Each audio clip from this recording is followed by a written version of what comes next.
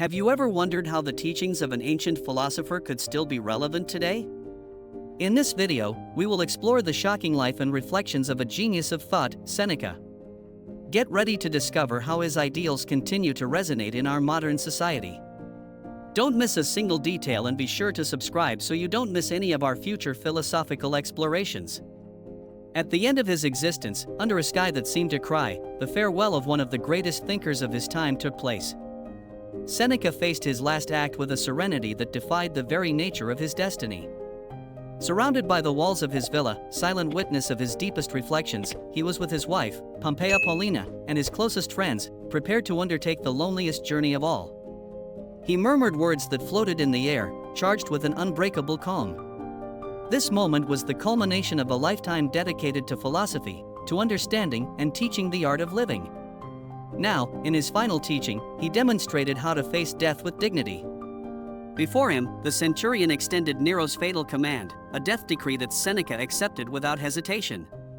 The decision had been made: he would open the veins in his arms and legs, freeing his spirit in a final gesture of freedom. Paulina, moved by an unbreakable love, wanted to share her destiny, an act of loyalty and love beyond life itself. But fate would have other plans for her. As life faded from his body, Seneca said goodbye not only to his loved ones, but also to a world he had sought to understand and improve through his wisdom. A world that, despite their efforts, continued to stir in the chaos of human passions and the corruption of power. But this ending was nothing more than a mirror of the beginning.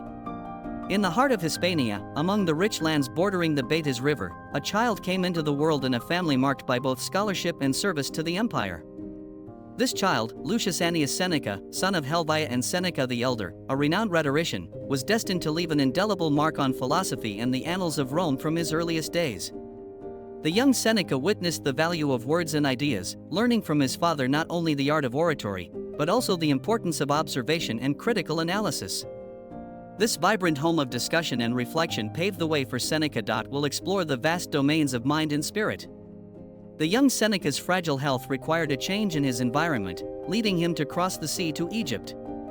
There, under the African sky, he encountered a culture steeped in antiquity and wisdom. Egypt not only strengthened his body, but also expanded his worldview, exposing it to a diversity of philosophical thoughts and practices. Although brief, this period left an indelible mark on him, teaching him that truth knows no boundaries and that wisdom can flourish in the most remote places. Seneca, after recovering his health, returned to Rome and studied grammar, rhetoric, and philosophy. In Rome, he was influenced by Stoicism and applied its ideas in his political life. His career exemplifies the importance of the combination of formal education and life experiences for personal growth. Seneca's destiny, intertwined with the changing currents of Roman politics, led him to positions of unprecedented influence. From his modest beginnings as a lawyer, Seneca shrewdly and determinedly ascended the steps of power, accumulating not only wisdom, but also wealth and the respect of his contemporaries. His career flourished under the shadow of emperors and senators, and his voice full of reason and eloquence resonated in the corridors of the Senate, becoming one of the most brilliant of his time. However, Seneca's wealth was, in a sense, double-edged. In an empire where greed and envy were disguised as politics, his fortune attracted covetous eyes, even from Nero himself. At first they were vices, today they are customs, lamented Seneca, watching as moral decadence took hold in Rome, a city he had once admired for its greatness. Mentoring Nero presented itself as a challenge like no other. Seneca was appointed to mold the mind of who would be the next emperor of Rome, Lucius Domitius Enobarbus, known to all as Nero. The task imposed by Agrippina the Lesser, the ambitious mother of Nero and widow of the Emperor Claudius, tested all of Seneca's wisdom and patience. The relationship between the master and his disciple was intertwined with the complexity of palace intrigues and the instability of a young man whose destiny was to rule the known world. During the early years of Nero's reign, Seneca's influence was evident. Moderation and justice seemed to guide the young emperor's actions, reflecting the lessons taught by his tutor. However, over time, Nero began to stray from the Stoic path, seduced by the luxury, opulence, and ephemeral pleasures that Rome offered its supreme leader. The relationship between the two became strained, especially after Nero ordered the murder of his mother, Agrippina, unleashing a series of events that would mark his reign with blood and despotism. Seneca, philosopher and tutor of Nero, suffered the envy of the emperor and chose to retire from public life. Despite his retirement, he continued to write and explore Stoic philosophy, especially in his letters to Lucilius. His relationship with Nero was complex and ended tragically with Seneca's suicide. In his works, Seneca emphasized the importance of self-knowledge and contempt for wealth, believing that true wealth was that of the spirit. However, in the vast web of suspicions and accusations that followed the discovery of the plot, Seneca was falsely implicated. Despite the lack of concrete evidence of his participation, the death sentence handed down by Nero was final. On the day destined for his death, Seneca was in his villa, surrounded by those he loved most, his wife Pompey Paulina and a small circle of friends and faithful disciples. Upon receiving the imperial order, Seneca remained calm, a serenity forged through years of meditation on the ephemeral nature of life and the inevitability of death. "Death calls us all," Seneca said, looking into the eyes of his wife and friends. "It is not the end, but a liberation of the body. Every day we die a little, because with each dawn a part of our life fades away. Today we simply finish what we started with each new day." Driven by deep love and sharing her husband's Stoic conviction, his wife attempted to follow him in death, a gesture of solidarity and unity until the end. However, Nero's cruelty extended even to this intimate act, denying Paulina the opportunity to accompany her husband on his last journey. Seneca then proceeded to open his veins, an act he performed with the same determination that had characterized his life. But death did not come. His body, weakened by age and illness, refused to give way. Seeking to speed up the process, Seneca asked for poison, the same one Socrates had drunk centuries before. However, not even this final act could bring him the liberation he sought. Finally, he opted to immerse himself in a hot bath, hoping that the fumes would suffocate him. Before his last breath, Seneca made a libation to Jupiter the Liberator.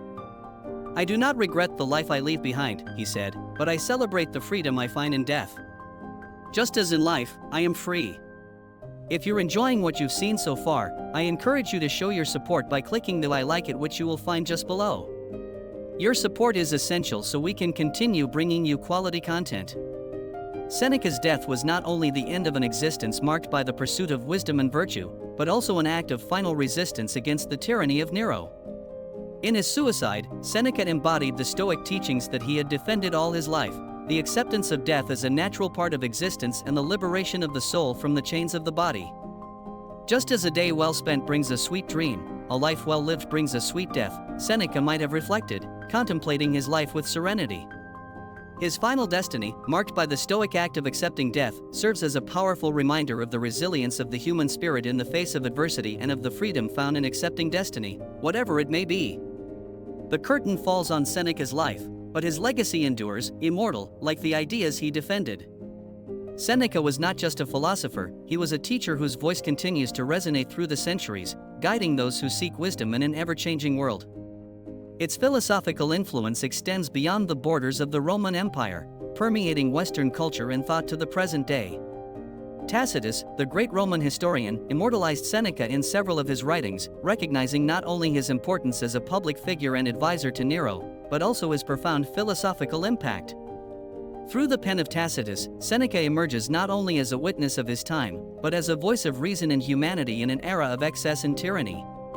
Tacitus's choice to highlight Seneca underscores the significant mark he left on his society and beyond, serving as a bridge between antiquity and modern thought.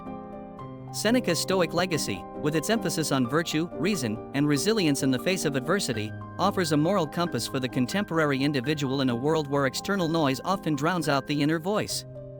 Seneca's teachings remind us of the importance of self-knowledge, acceptance, and peace of mind. "The day I see myself stronger than fortune, no one will be able to defeat me." This powerful statement by Seneca summarizes the essence of his philosophy, the belief in the human being's ability to overcome external circumstances through the strengthening of the spirit. It is a call to face life with courage, regardless of the challenges that arise. What you think of yourself matters much more than what others think of you.